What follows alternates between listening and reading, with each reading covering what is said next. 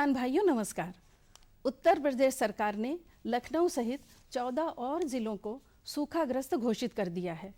सरकार के राजस्व विभाग ने यह घोषणा की।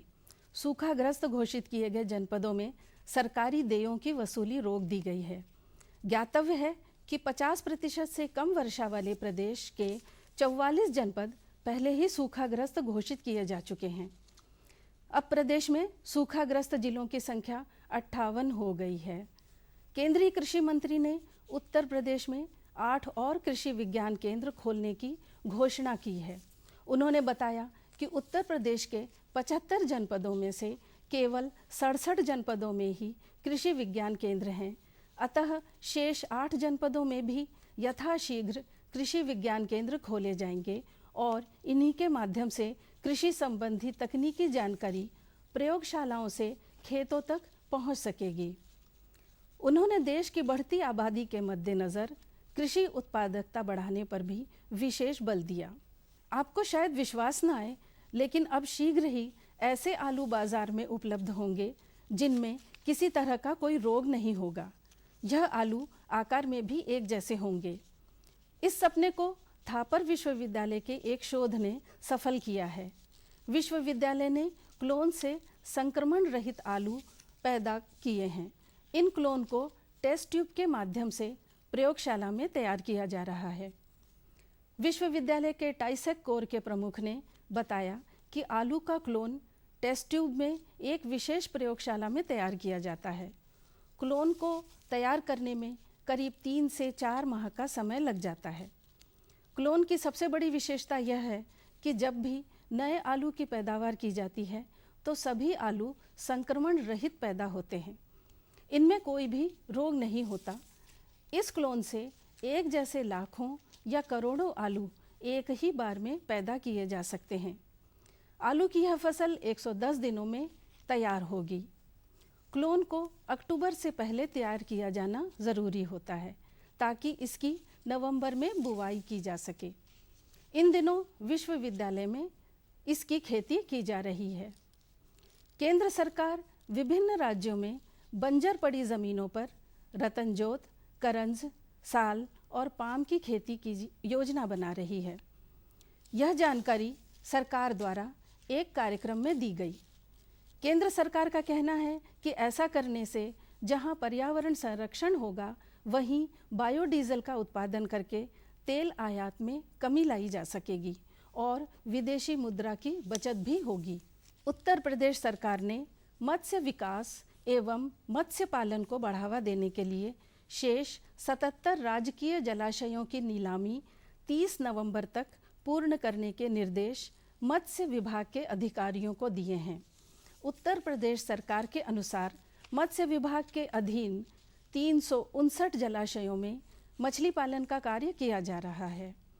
जिलावार जलाशयों की संख्या इस प्रकार है: झांसी 12, मेरठ 5, मुरादाबाद 7, कानपुर 13, गोरखपुर 10, इलाहाबाद 21, बस्ती 6, आजमगढ़ 5, आगरा 7, चित्रकूट 49, सहारनपुर 17, फैज़ाबाद 21 और अलीगढ़ में 3 जलाशयों में मत्स्य पालन किया जा रहा है। और अब किसान भाइयों के लिए कृषि वैज्ञानिकों की सामयिक सलाह। यह मौसम आलू की बुवाई के लिए बहुत उपयुक्त है, अतः इस मौसम में आलू की बुवाई का कार्य पूर्ण कर लें। जीवांश खादों का विशेष महत्व है, अतः जिन किसानों ने हरी खाद न दी हो वे 250 से 300 कुंतल सड़ी गोबर की खाद खेत की तैयारी के समय अवश्य प्रयोग करें। इसके अलावा संस्तुत मात्रा में नाइट्रोजन, फास्फोरस व पोटाश जनित उर्वरकों का भी समय पर प्रयोग करें। बुवाई के लिए प्रमाणित प्रजातियों की शुद्धता वाले रोग रहित आलू बीज प्रयोग करें। बीज उत्पादन के लिए आलू काटकर ना बोया जाए। बुवाई के पूर्व आलू बीज को एग्लॉल के घोल में शोधित कर लेना उपयुक्त होगा। अक्टूबर में बोई गई आलू की फसल 25 से 30 दिन की हो गई होगी और उसके पौध 15 से 20 सेंटीमीटर के हो गए होंगे। ऐसी दशा में निराई गुड़ाई करके नाइट्रोजन का बुरकाव नालियों में करके मिट्टी चढ़ाने का कार्य पूरा कर लें। साथ ही हल्की सिंचाई भी करें। कूड़ों का 2/3 से अधिक भाग किसी भी दशा में पानी में न डूबे, नहीं तो आलू की फसल को भारी नुकसान हो सकता है। अगेती झुलसा से बचाव के लिए सावधानी के तौर पर 2 से 2.5 किलोग्राम मैंकोजेब फफूंदनाशक दवा प्रति हेक्टेयर की दर से 800 से 1000 लीटर पानी में घोल बनाकर छिड़काव करें। गेहूं के शुद्ध एवं प्रमाणित बीज की बुवाई बीज शोधन के बाद की जाए।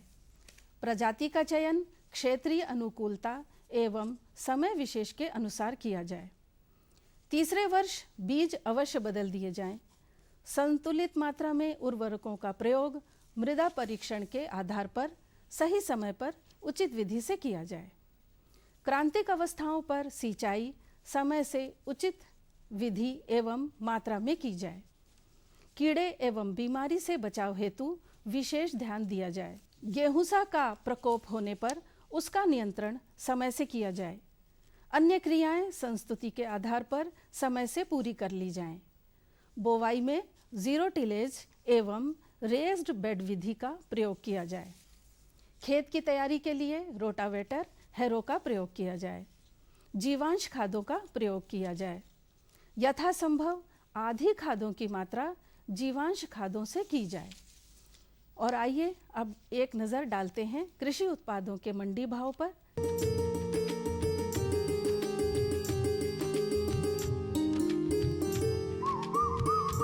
गेहूं बड़ौद की मंडी में गेहूं का भाव 1525 रुपये प्रति कुंतल, आगरा की मंडी में गेहूं का भाव 1485 रुपये प्रति कुंतल, उन्नाव 1460 रुपये प्रति कुंतल और फैज़ाबाद की मंडी में गेहूं का भाव 1475 रुपये प्रति कुंतल रहा।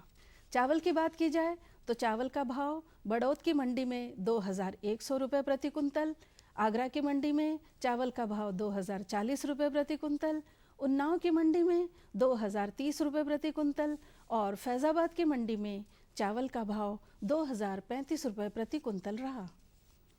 चने की बात की जाए तो बड़ौद की मंडी में चने का भाव 3425 रुपये प्रति कुंतल, आगरा की मंडी में 3340 रुपये प्रति कुंतल, उन्नाव की मंडी में चने का भाव 3585 रुपये प्रति कुंतल और फैज़ाबाद की मंडी में चने का भाव 3685 रुपये प्रति कुंतल रहा।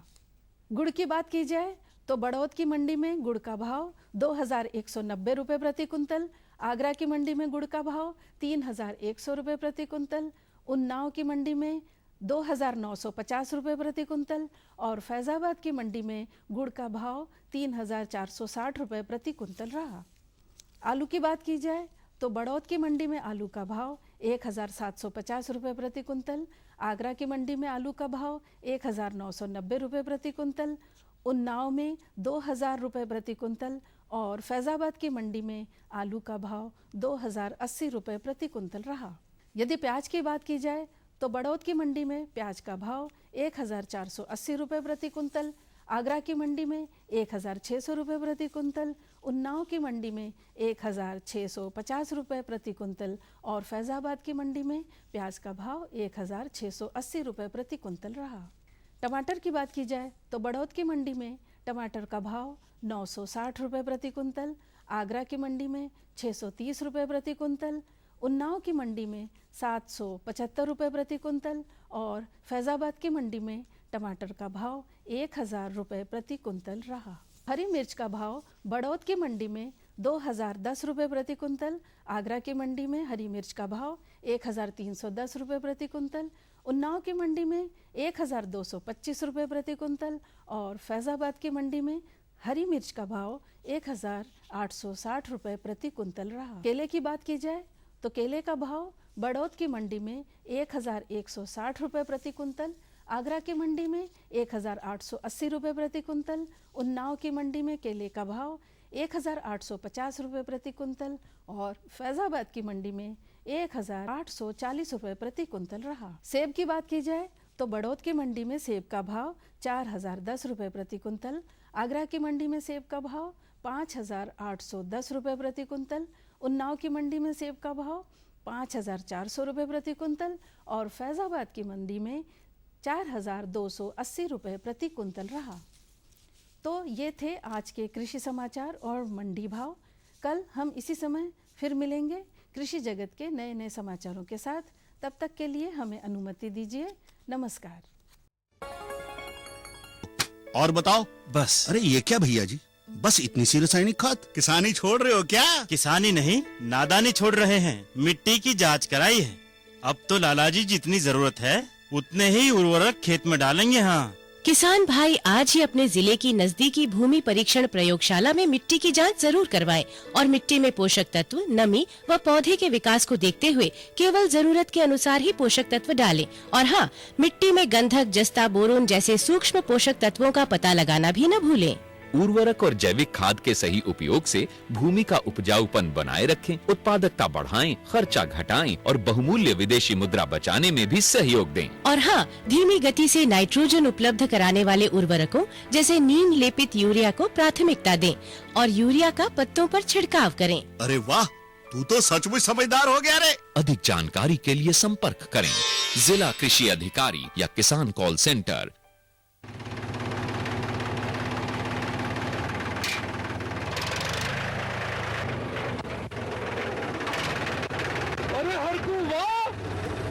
कीटनाशक और आज खाद भी। अरे इतना खर्चा कहाँ से?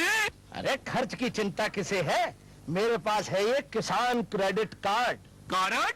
अरे बैंकों द्वारा जारी इस कार्ड से किसान उसकी सीमा तक की रकम कभी भी बैंक से निकलवा सकता है और खेती बाड़ी की सामग्री कभी भी खरीद सकता है। कर्ज के झंझट से भी छुटकारा और तो और बिजली के बिलों का भुगतान, डीजल इससे खरीदना और आसान हो गया है। तो हर को भैया एक कार्ड मेरे लिए भी। किसान क्रेडिट कार्ड के लिए नजदीकी बैंक से संपर्क करें और पाएं ढेर सारे लाभ। शामू भैया, सरकार कह रही है पूर्वी भारत में भी दूसरी हरित क्रांति आएगी। अरे ये तो पंजाब और हरियाणा में हुआ था, यहाँ तो अनाज की पैदावार अब भी कम है। सरकार की बातों में कुछ तो दम होगा। आखिर यहाँ बारिश 3 गुना होती है। चलो वैज्ञानिक का नंबर मिलाते हैं। अरे वाह, आ गए। नमस्ते सरपंच जी। हाँ भाई, उपजाऊ जमीन की कीमत को पहचानो। जरूरत है सिर्फ सही किस्म और तकनीक अपनाने की। पूर्वी भारत में सरकार कम गहरे नलकूप और बोरवेल के निर्माण के लिए सहायता दे रही है। लेकिन सरकार से और मिलेगा क्या? भरपूर मदद, जमीन की तैयारी से लेकर फसल की कटाई तक तकनीकी सलाह। 1000 हेक्टेयर के सैकड़ों क्षेत्रों में चावल और गेहूं के खास प्रदर्शन भी चल रहे हैं।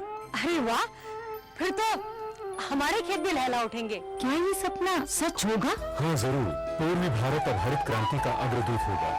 आओ हम सब मिलकर कदम बढ़ाएं। खुशबू की फुहार में, स्वाद की बहार में, तरक्की की तानों में, खिलती मुस्कानों में, हरे भरे पौधों में, बड़े बड़े सौदों में, मधुर भिनभिनाहट में, खुशियों की आहट में, एनएचएम बागवानी मिशन, हमारी चाहत, आपकी मुस्कुराहट।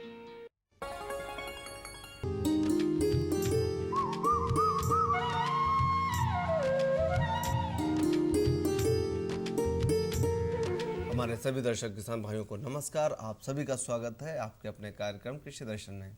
किसान भाइयों, कठिन परिश्रम हर मौसम में आप करके अन्न उत्पादन तो कर लेते हैं, लेकिन इसके साथ ही बहुत सारे हमारे किसान भाई अन्न उत्पादन के साथ में, फसलों के उत्पादन के साथ में कृषि आधारित उद्यमों को भी अपना रहे हैं, जिससे आर्थिक दृष्टि से हमारे किसान भाई मजबूत भी हो रहे हैं। अगर हम बात करें कृषि आधारित उद्यमों की, तो मुर्गी पालन का भी अपना विशेष स्थान है। मुर्गी पालन बदलते मौसम में कैसे किया जाए, क्या प्रबंधन हो हमारे, कैसे हम पोषण तत्व प्रबंधन करें, आज इसी विषय पर हम बात करेंगे। और जानकारी देने के लिए हमारे साथ विशेषज्ञ हैं डॉक्टर AU किदवई जी। आप संयुक्त निदेशक हैं कुक्कुट पशुपालन निदेशालय लखनऊ में। आपका स्वागत है डॉक्टर साहब सभी दर्शक किसान भाइयों की तरफ से। डॉक्टर साहब, सबसे पहले तो हम ध्यान देना चाहेंगे अपने किसान भाइयों का बदलते मौसम में प्रबंधन की दिशा में। तो क्या उपाय हों जाड़े में, जो जाड़ा आ रहा है, जाड़े में कैसे प्रबंधन हो? देखिए, जाड़े का मौसम जो है, इसमें मुर्गियों को ठंडक से बचाने का इंतज़ाम जो है वो बहुत ज़रूरी होता है, क्योंकि अगर ठंड लग जाती है तो फिर मुर्गियाँ जो हैं उतना उत्पादन नहीं कर पाती हैं। अगर आपने ब्रॉयलर पाला है तो उसकी बाढ़ अच्छी नहीं होती है।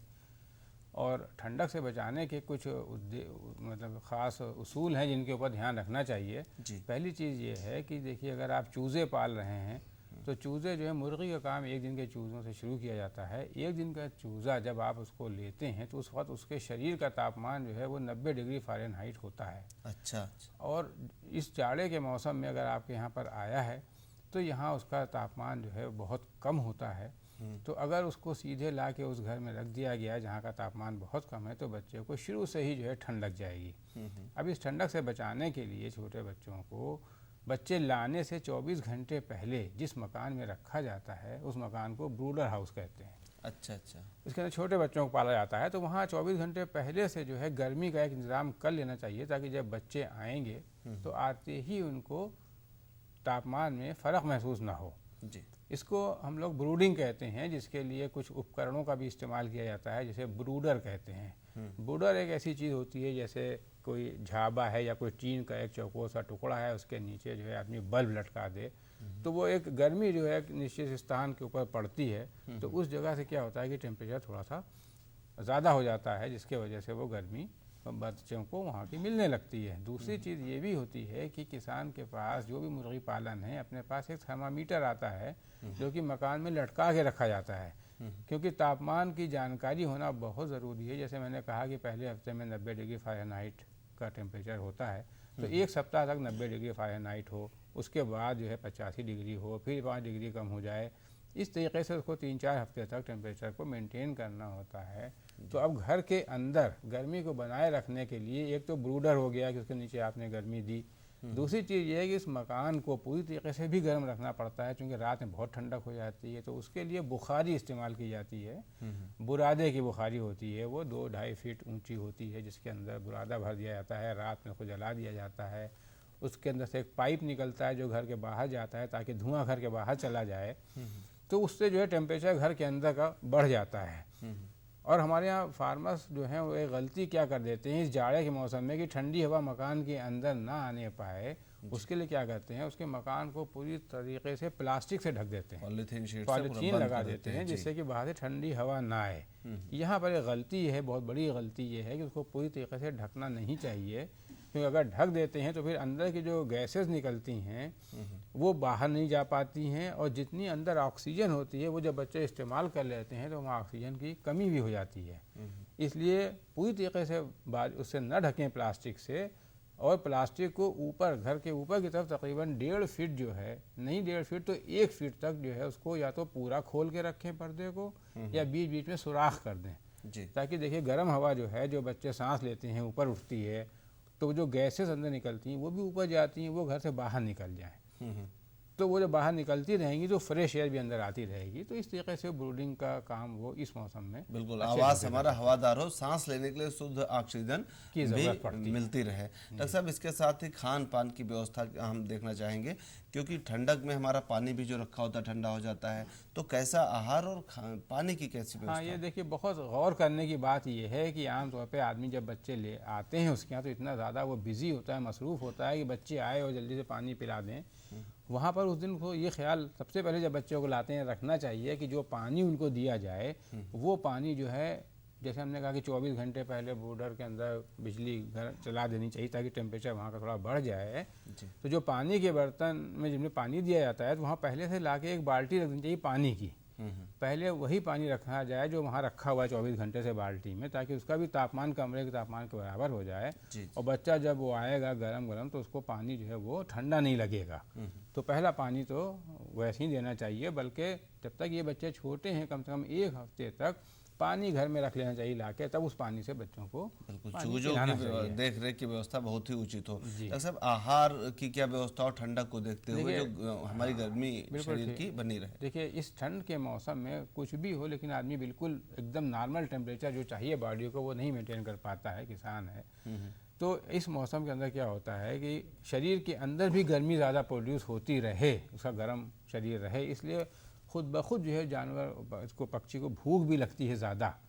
जब भूख ज़्यादा लगती है तो आहार वो ज़्यादा खाता है, तो आहार जब ज़्यादा खाता है तो उसके अंदर ये भी ध्यान रखना चाहिए कि विटामिन्स, जैसे ख़ास तौर से विटामिन ए है, विटामिन सी है, इसका जो है प्रयोग जो है या पानी की शक्ल में या दाने में मिला के ये दवाइयाँ सब मिलती हैं बाज़ार में, वो ज़्यादा देना चाहिए ताकि उनके अंदर जो एक बीमारियों से लड़ने की ताकत है वो बनी रहे। विटामिन ए जो है सांस की नली के अंदर मजबूती पैदा करता है, तो जो ठंड लगने की परेशानी है, सांस की जो बीमारियां आने वाली हैं जाड़े में, उससे उसका बचाव होता रहता है। जी, ये शुरू से जब से सारे बच्चे पालते हैं इस बात का ख्याल रखते हैं। बिल्कुल। तो जो हमारे तकनीकी विशेषज्ञ हैं, जानकार हैं, डॉक्टर हैं, उनसे भी इस विषय पर बात करें, तब विटामिन का कितनी मात्रा में दें ये निर्धारित करें। बिल्कुल बिल्कुल, जो भी आप फार्मिंग करने वाले लोगों को ये चाहिए कि अपने साथ किसी डॉक्टर से मशवरा ज़रूर करते रहें, क्योंकि आजकल बहुत महंगे हैं, चूज़े भी बहुत महंगे हैं, दाना भी बहुत महंगा है। अगर उनके कोई चूज़े मर जाएंगे तो उनका नुकसान ज़्यादा हो जाएगा। डॉक्टर साहब, इसके साथ ही मौसम आधारित कुछ बीमारियां भी होती हैं कि सहनशीलता कम है, बच्चों में बीमारियां हो गई, कौन कौन सी प्रमुख बीमारियां हैं ऐसी? देखिए, जाड़े के अंदर जो ख़ास बीमारियां हैं वो ज़्यादा जिन पर ध्यान रखना चाहिए, उसमें एक तो रानीखेत बीमारी है जो कि एक वायरस से होती है। ये बीमारी इस मौसम में ज़्यादा होती है, तो इस बीमारी से बचाने के लिए जो है रानीखेत के टीके लगाए जाते हैं बच्चों में। तो ये बहुत ध्यान रखें कि ये टीका ज़रूर लगना चाहिए। पहला टीका जो है वो पहले हफ्ते के अंदर लग जाना चाहिए और इसका दूसरा टीका जो है तीसरे हफ्ते में भी लगाया जाता है। तो ये दोनों टीके इस मौसम में ज़रूर लगाने चाहिए। ये तो रानीखेत बीमारी हो गई जिसके अंदर सांस की कुछ शिकायतें शुरू होती हैं, घरघराहट शुरू होती है और फिर बहुत बड़ी तादाद में बच्चे मरते जाते हैं कि अगर इसका टीका नहीं लगाएंगे तो चाहे जितने बच्चे हों घर के अंदर सब के सब मर सकते हैं। अच्छा, इसकी बहुत अहमियत है, इस टीके की वैसे भी अहमियत है और जाड़े के मौसम में ज़्यादा अहमियत है इसको लगाने की। दूसरी बीमारी इस मौसम में कुछ न कुछ आदमी जैसे हमने कहा कि प्लास्टिक से भर देता है, घर को बंद कर देता है, तो इस तरीके से जब ठंडक बहुत होती है तो आदमी घबराता है, कुछ ना कुछ करता है। उससे क्या होता है कि घर के अंदर जो भूसी बिछा रखी है जिसको वो पालते हैं बच्चों को, उसमें नमी पैदा हो जाती है। जब उसमें नमी पैदा हो जाती है तो एक बीमारी है प्रोटोजोआ जिसे कॉक्सीडियोसिस कहते हैं। कॉक्सीडियोसिस जो बीमारी है वो उस नमी जो बीट में पैदा होती है उससे डेवलप होती है। उससे क्या होता है कि जब बच्चा वो वहाँ मतलब ये भीगे लीटर में रहने लगता है तो उसको खूनी पेचिश शुरू हो जाती है। अच्छा, खूनी पेचिश क्या होती है कि ये जो कॉक्सीडिया है, ये इसका पैरासाइट जो है उसकी आंतों के अंदर पैदा हो जाता है और वो कॉक्सीडिया ज़मीन से बाहर निकलता है। फिर वो चूँकि ज़मीन गीली होती है तो वहाँ वो कॉक्सीडिया फिर डेवलप करता है, फिर उसको वो वापस इंजेस्ट कर लेता है, खा लेता है। संक्रामक बीमारी फैल जाती है। तो आंतों के अंदर खूब खून निकलने लगता है। फिर जब बच्चा, आप देखेंगे बच्चों के अंदर लाल बीड दिखाई देगी घर के अंदर और खून जगह जगह दिखाई देगा। ये बीमारी बहुत ख़तरनाक बीमारी है, बहुत तेज़ी से फैल जाती है। इसके नियंत्रण के लिए क्या कर सकते हैं? ये बीमारी एक ऐसी बीमारी है जिसका कि 100% जो है कंट्रोल है। 24 घंटे से 48 घंटे के बीच में आदमी कंट्रोल कर सकता है। पहली चीज़ तो भूसी को वो अपना उलटता पुलटता रहे, उसको गीला ना होने दे। अगर गीली हो रही है तो उसको अंदर भूसी और मिला दे, और अगर उसका वेंटिलेशन बंद कर रखा है तो उसको खोल दे। जो दवाओं की बात है तो इसके अंदर पानी के अंदर जो कॉक्सीडियल दवाइयाँ आती हैं जैसे ESB3 है, सुपर कॉक्स है, ये ऐसी कुछ दवाइयाँ इसकी आती हैं जिसको कि जैसे ही आप पानी मिला के पिलाएंगे, जो बच्चे सुस्त हों उनकी चोंच में संभाल के जो है वो दवा भी डालते रहें ताकि दवा पेट में चली जाए। वरना जो सुस्त होता है वो दवा पानी नहीं पीता, जिसको दवा की ज़रूरत है वो दवा नहीं पी रहा। और दवा डालते वक्त मुंह के अंदर इस बात का ध्यान रखना चाहिए, कभी भी मुर्गी के हलक के अंदर दवा ड्रॉपर से नहीं डालनी चाहिए, क्योंकि उसके अंदर ये कौवा नहीं होता जैसे आदमी के अंदर होता है कि दाने और पानी का सबका अलग अलग नसें होती हैं, कैनाल होती हैं। तो मुर्गी के अंदर अगर दवा जब भी पिलाते हैं तो सबसे पहले नीचे की चोंच खोल के आगे की तरफ जो है वो 1-2 बूंद दवा डालना चाहिए। अच्छा। वरना होता ये है कि लोग जो है वो हलक में डाल देते हैं और फ़ौरन बच्चा मर जाता है, क्योंकि फेफड़े में दवा चली जाती है और बाद में वो शिकायत करते हैं साहब डॉक्टर में दवा बताई थी और फ़ौरन बच्चा मर गया। बिल्कुल डॉक्टर साहब, कुछ दवाओं को पिलाने में भी बच्चों में बड़ी सावधानी बरतें। जब हाथ से पिलाएंगे तो बहुत सावधानी देने की ज़रूरत है। कि डॉक्टर साहब, बहुत ही महत्वपूर्ण जानकारियां रहीं, खासकर हमारे उन मुर्गी पालक किसान भाइयों के लिए जो इस बदलते मौसम में मुर्गी पालन कर रहे हैं। डॉक्टर साहब, आपने बहुत ही महत्वपूर्ण जानकारियां दी हमारे किसान भाइयों को, इसके लिए आपका बहुत बहुत धन्यवाद।